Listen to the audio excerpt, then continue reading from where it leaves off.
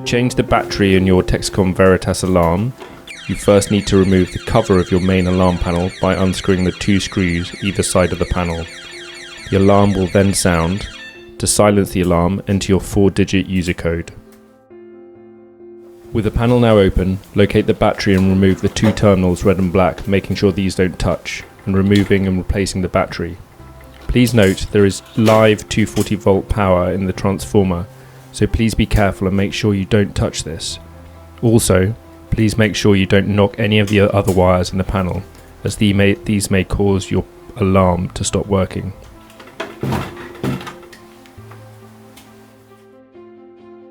With the new battery installed, replace the lid and screw back on. Then reset the alarm by entering your 4-digit code and press reset. The Smart Security team provide both telephone and on-site engineer support. Simply contact our team explaining your needs and we'll get your system fixed.